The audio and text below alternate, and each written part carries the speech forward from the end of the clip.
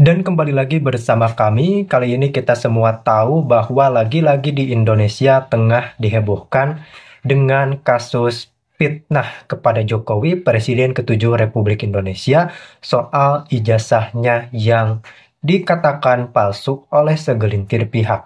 Namun tentu saja isu tersebut bukan pertama kali dilayangkan kepada Jokowi. Jadi fitnahan-fitnahan semacam itu memang sudah lama dialami oleh Pak Presiden ke-7 kita semua.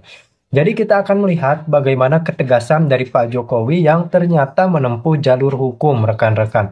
Pak Jokowi telah resmi menggandeng tim kuasa hukum dan itu telah dikonfirmasi oleh Pak Jokowi, dan tentu saja tim kuasa hukumnya sudah bergerak, sudah mengkaji beberapa pasal yang berpotensi bisa dipidanakan untuk para tukang fitnah ijazah palsu tersebut. Karena memang pada kenyataannya di kanal kami pun banyak yang mengatakan bahwa itu palsu, itu omon-omon, dan lain-lain.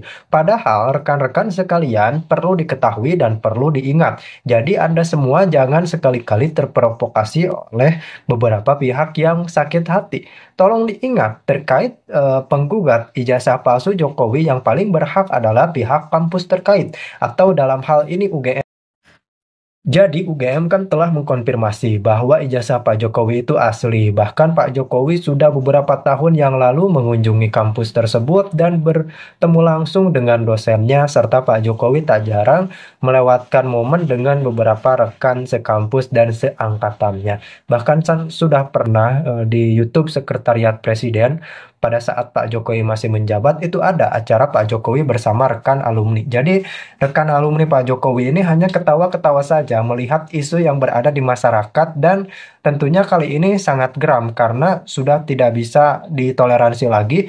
Kok pejabat yang telah purna tugas rumah pribadinya mendadak digeruduk oleh beberapa massa yang mengatasnamakan pembela ulama dan lain-lain. Ini benar-benar sangat kontradiktif dan sangat tidak bisa dibenarkan. Kita harus bisa melawan ini semua, dan kita harus bisa melawan ujaran-ujaran kebencian, fitnah-fitnah seperti itu. Maka dari itu kita lihat Pak Jokowi menggandeng kuasa hukum, dan mungkinkah beberapa tokoh politik besar, tokoh politik senior termasuk Amin Rais yang mempertanyakan keaslian ijazah Pak Jokowi sambil meyakini itu palsu, tentu saja bisa digugat balik oleh tim kuasa hukum Jokowi. Apalagi tim kuasa hukum Jokowi pada saat ini tengah mengkaji bagaimana pasal-pasal itu akan dilayangkan balik kepada para penggugat ijazah palsu. Tanpa berlama-lama, langsung kita simak terlebih dahulu tayangan berikut ini. Tidak bisa menunjukkan ijazah. Ijazah hanya bisa ditunjukkan oleh pemilik. Oleh karena itu kita datang ke pemilik, gitu kan. Tapi ternyata pemilik itu sendiri tidak menunjukkan. Soal ijazah aja udah serame ini. Tidak ada kewajiban dirinya untuk menunjukkan ijazah kepada siapapun. Jokowi menambahkan UGM telah memberikan penjelasan cukup jelas terkait ijazah kelulusannya dari Fakultas Kehutanan. Saya sampaikan bahwa tidak ada kewajiban dari saya untuk menunjukkan itu kepada mereka. Dan juga tidak ada kewenangan mereka untuk mengatur saya untuk menunjukkan ijazah asli yang saya miliki. Jadi sudah sangat jelas. Kemarin di UGM juga sudah memberikan penjelasan yang gamblang dan jelas. Dan yang ketiga, saya mempertimbangkan, karena ini sudah menjadi fitnah di mana-mana, pencemaran nama baik, saya mempertimbangkan untuk melaporkan ini, membawa ini ke ranah hukum. Good job, Pak Presiden, good job. Siapa, Pak? Nanti biar disiapkan oleh kuasa hukum. Kami lihat hari ini bukan lagi Mahfud sang pendekar konstitusi. Yang kami lihat hari ini hanyalah Mahfud yang gagal move on dari panggung kekuasaan. Bayangkan seorang profesor hukum, mantan Menko Polhukam, mantan calon wapres, bisa percaya mentah-mentah kabar hoaks yang sudah usang dan basi. lalu bicara seolah itu kebenaran mutlak. Apa tidak malu sama gelar profesor, ijazah palsu? Sudah dibuktikan palsu tuduhannya, sudah dibuka, diverifikasi, divalidasi, dan dimenangkan secara hukum. Tapi tetap saja Anda ungkit, seperti kaset rusak. Mungkin lupa, ini Republik, bukan grup WA alumni. Dan lucunya, Bapak masih bawa-bawa undang-undang keterbukaan informasi publik, padahal ijazah itu data pribadi, bukan data APBN. Apa mungkin Bapak sedang uji nyali atau sedang uji coba kehilangan akal sehat? Pak Mahfud, kita semua tahu Anda pintar. Tapi pintar saja tidak cukup kalau akhirnya dipakai untuk menyebarkan kecurigaan tanpa dasar. Bukan menegakkan hukum, tapi malah ikut bermain di rawa fitnah dan drama. Saran kami, jika luka karena kalah debat dengan Gibran belum sembuh, silakan istirahat sejenak. Minum teh hangat, buka kitab hukum kembali, dan ingat, Bapak dulu dihormati bukan karena hobi nyinyir, tapi karena ketegasan dan kejernihan berpikir. Jangan sampai nanti sejarah menulis, Mahfud MD, guru besar hukum yang pensiun sebagai penyebar isu receh di YouTube. Karena untuk seorang Mahfud, itu terlalu murah. Profesor termakan hoax ketika Mahfud MD turun panggung ilmu dan naik mimbar kekecewaan. Mari kita buka secara jujur ya. Ada hal yang bikin geleng-geleng kepala. Seorang profesor hukum, mantan Menko Polhukam, tokoh yang dulu dielu-elukan sebagai pendekar konstitusi, hari ini justru ikut-ikutan menyebarkan narasi murahan soal hoaks ijazah Jokowi. Ya, Mahfud MD. Yang dulu kita banggakan karena tajam dalam berpikir hukum. Sekarang malah terlihat tajam dalam menyebar kecurigaan tanpa dasar. Ironis, sangat. Ijazah Jokowi hilang, UGM nggak perlu bicara karena bukan pemalsu, pengadilan tidak profesional karena justru yang menuduh yang diadili. Ini pernyataan yang, maaf, lebih cocok keluar dari akun TikTok provokator ketimbang seorang profesor. Apa benar ini Mahfud MD yang kita kenal dulu? Sekarang mari kita luruskan, ini hoaks lama. Sudah dijawab, sudah dijelaskan, sudah dibuktikan, ijazahnya ada. Sudah diperlihatkan ke publik, sudah diverifikasi oleh UGM, sudah dijadikan bukti dalam sidang, dan sudah menang di pengadilan. Tapi kenapa Mahfud masih bicara seolah-olah itu belum tuntas? Karena ia tidak sedang bicara sebagai pakar hukum. Ia sedang bicara sebagai mantan calon wakil presiden yang kecewa. Mahfud menyebut undang-undang keterbukaan informasi publik. Tapi sayangnya, ia lupa atau sengaja menutup mata bahwa UU tersebut tidak berlaku untuk data pribadi seperti ijazah seseorang. Coba perhatikan baik-baik. Keterbukaan informasi publik itu berlaku untuk data yang dimiliki oleh badan publik dan berkaitan langsung dengan kinerja institusi publik, seperti laporan anggaran, izin usaha, pengadaan barang. Bukan ijazah pribadi. Ijazah seseorang, bahkan presiden sekalipun, adalah ranah privat. Titik.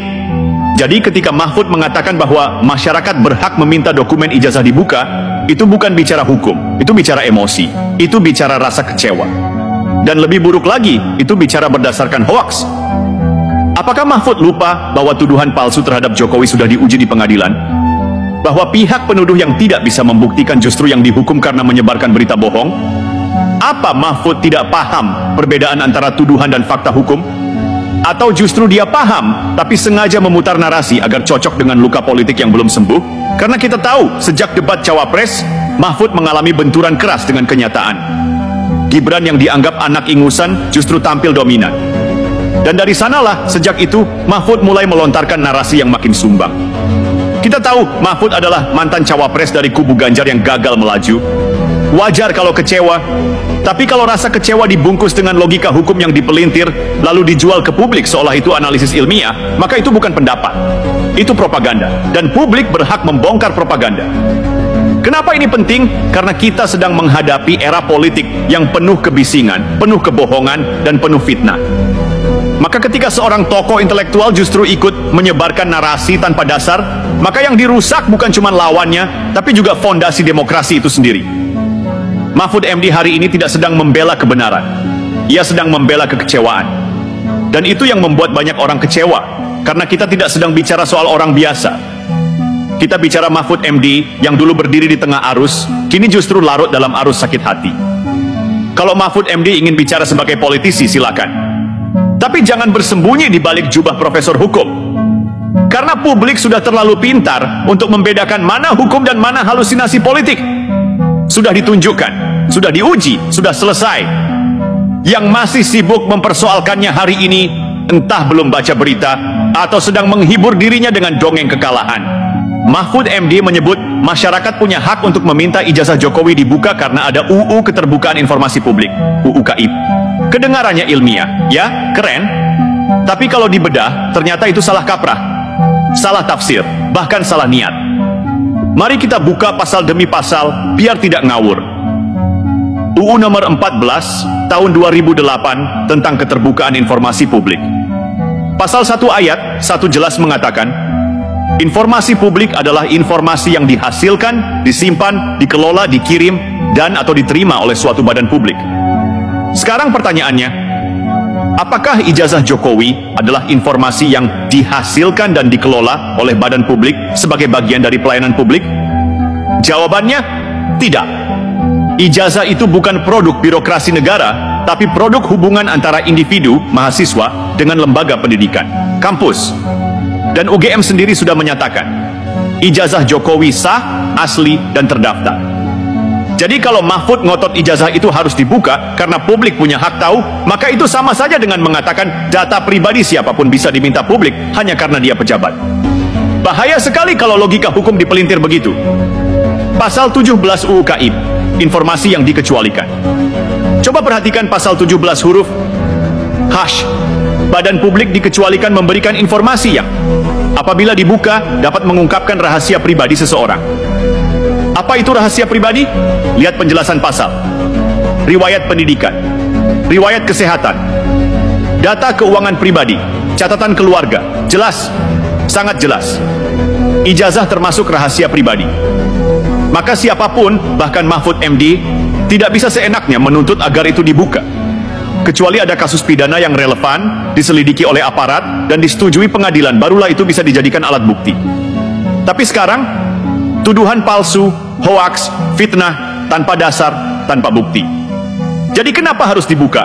Apa karena yang dituduh namanya Jokowi? Logika Mahfud MD rusak sekaligus menyesatkan. Lucunya, Mahfud menyebut pengadilan tidak profesional karena yang menuduh ijazah palsu justru yang diadili. Sebentar, ini serius? Kalau begitu, semua orang bebas menuduh siapapun tanpa bukti dan minta yang dituduh yang harus membuktikan. Itu bukan logika hukum, itu logika jalanan. Dan yang mengucapkannya bukan orang biasa, tapi mantan Menteri Koordinator Politik, Hukum, dan Keamanan. Sangat memalukan. Jujur saja, apa yang Mahfud lakukan hari ini bukan lagi bicara soal hukum. Ini sudah masuk ranah narasi koalisi sakit hati. Mereka yang gagal maju, mereka yang kalah debat, mereka yang tak bisa menerima fakta bahwa publik menolak politik penuh drama dan fitnah. Dulu Mahfud bicara konstitusi. Hari ini Mahfud bicara ala Roy Suryo, Tifatul Sembiring, dan Rocky Gerung. Bahkan bahasanya makin mirip. Kalau bukan karena jabatan dan gelarnya, Mahfud hari ini sudah masuk kategori komentator dadakan yang haus panggung. Ijazah Jokowi sudah final, yang belum final adalah kekecewaan mereka. Untuk publik yang masih waras, mari kita ulangi dengan lantang. Ijazah Jokowi asli. UGM sudah verifikasi. Sudah dimenangkan di pengadilan. Yang menyebarkan hoaks sudah diadili. Tidak ada satupun bukti pemalsuan. Yang ada hanya asumsi, opini, dan luka politik yang belum sembuh. Jadi ini bukan soal keadilan, ini soal dendam. Dan dendam itu sekarang sedang dibungkus dengan retorika hukum seolah-olah ilmiah. Padahal dasarnya cuma satu, tidak terima kalah. Kenapa isu ijazah Jokowi diangkat sekarang? Kenapa Mahfud MD yang dulu jadi Menko Polhukam Jokowi tiba-tiba jadi sangat getol menyerang? Jawabannya sederhana. Mereka sedang siapkan posisi untuk 2029. Mereka butuh panggung, mereka butuh musuh bersama. Dan siapa yang paling mudah dijadikan sasaran? Ya Jokowi, karena Jokowi sudah selesai menjabat, dia tidak bisa membela diri lewat jabatan. Tapi pengaruhnya masih sangat kuat.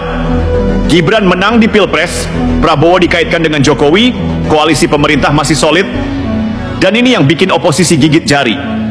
Mereka tak bisa melawan Jokowi secara konstitusional, akhirnya mereka serang personal. Dulu Mahfud dielu-elukan sebagai pendekar hukum. Sekarang, ia lebih mirip pembaca narasi yang kehilangan orientasi. Kenapa Mahfud tidak pernah singgung kasus fitnah Rocky Gerung soal Jokowi bajingan tolol? Kenapa Mahfud diam saat kelompok oposisi membabi buta menyerang pribadi Gibran? Karena ini bukan lagi soal hukum, ini soal posisi, ini soal arah angin politik. Dan Mahfud sudah memilih haluan, ia lebih nyaman berada di barisan kecewa. Barisan yang merasa pantas menang tapi ditolak publik. Barisan yang merasa layak di atas tapi tersingkir oleh suara rakyat. Narasi ijazah palsu ini bukan hanya tidak berdasar, tapi sudah diputuskan secara hukum. Lantas kenapa diulang-ulang? Karena kalau publik mulai lupa, mereka tak punya bahan lain. Kalau isu ini padam, spotlight hilang. Kalau spotlight hilang, siapa lagi yang akan peduli pada Mahfud MD? Inilah strategi lama yang terus diulang. Bikin gaduh, cari sorotan, mainkan isu murahan. Jangan pura-pura objektif. Jangan berlindung di balik gelar profesor. Kalau Mahfud MD masih netral, dia akan bicara juga soal hoaks yang menyerang Gibran. Kalau Mahfud MD masih objektif, dia akan tegaskan bahwa hukum tidak bisa tunduk pada opini. Tapi tidak. Yang dilakukan Mahfud sekarang adalah menghalalkan logika ngawur demi menggiring persepsi bahwa Jokowi punya borok. Padahal bukan Jokowi yang berdosa di sini. Yang berdosa adalah mereka yang masih tak bisa bedakan antara hukum dan dendam. Kalau publik punya hak tahu soal ijazah Jokowi, lalu bolehkah kita juga minta Mahfud membuka semua komunikasi politiknya selama di kabinet? Dengan siapa dia berunding sebelum mundur? Siapa yang mendorongnya keluar? Apa benar Mahfud kecewa karena tidak dicalonkan jadi cawapres lebih awal oleh PDIP? Karena kalau transparansi itu alat politik, maka jangan pilih-pilih. Buka semuanya. Jangan cuma Jokowi yang dipaksa telanjang. Ijazah Jokowi tidak hilang. Yang hilang adalah kehormatan intelektual Mahfud MD ketika ia memilih memihak pada hoax. Dan kita semua harus sadar, jika hukum diseret ke panggung politik seperti ini, maka yang hancur bukan Jokowi, tapi kepercayaan rakyat terhadap kebenaran. Setelah Pilpres 2024 selesai, oposisi sebetulnya sudah kehilangan panggung besar. Ganjar kalah, Anies tak cukup suara, Mahfud ikut terseret, tapi alih-alih introspeksi, alih-alih membenahi strategi dan mendengar suara rakyat yang sah, mereka malah makin agresif. Kenapa? Karena kekalahan tidak mereka anggap sebagai hasil demokrasi, tapi dianggap sebagai perampokan, sebagai pengkhianatan, sebagai konspirasi. Padahal rakyat sudah memilih, TPS sudah bicara. Dan di tengah kebingungan mereka, Mahfud MD berdiri. Bukan sebagai penengah, bukan sebagai negarawan, tapi sebagai corong baru dari barisan sakit hati. Lihat siapa yang sekarang bersatu di belakang Mahfud. Amin Rais, spesialis demo tanpa data. Rocky Gerung, penjual retorika anti pemerintah. Roy Suryo, mantan menteri, sekarang hobi bongkar hoaks. Dr. Tifa, Risem, barisan influencer teori konspirasi. Mereka ini bukan memperjuangkan kebenaran, tapi memperjuangkan panggung. Dan Mahfud sayangnya mulai menikmati spotlight itu. Bayangkan seorang profesor hukum, mantan Menko Polhukam, kini satu barisan dengan para penyebar hoaks dan pendongeng politik. Apa tidak ironis? Lalu kenapa Jokowi yang jadi sasaran? Karena Jokowi adalah simbol kekuatan rakyat, simbol regenerasi politik non-dinasti, simbol keberhasilan di luar skenario elit, simbol perlawanan terhadap status quo. Dan itu membuat panik. Kalau Jokowi terus punya pengaruh hingga 2029, mereka tahu harapan mereka untuk kembali berkuasa akan makin tipis. Maka satu-satunya cara adalah luluh lantakan citra Jokowi. Fitnah, goreng, repetisi, penggiringan. Dan itulah yang sekarang dilakukan. Jokowi difitnah dengan isu ijazah. Gibran dianggap titipan dinasti. Prabowo dianggap boneka. Koalisi dianggap dagelan. Padahal siapa yang sedang bermain drama kalau bukan mereka sendiri? Ironi paling tajam dari barisan oposisi ini adalah mereka bicara soal dinasti, tapi tak sadar mereka juga elit lama yang enggan mundur. Amin Rais, dari reformasi sampai sekarang masih bercokol. Mahfud MD, dari era Gus Dur sampai Jokowi masih ingin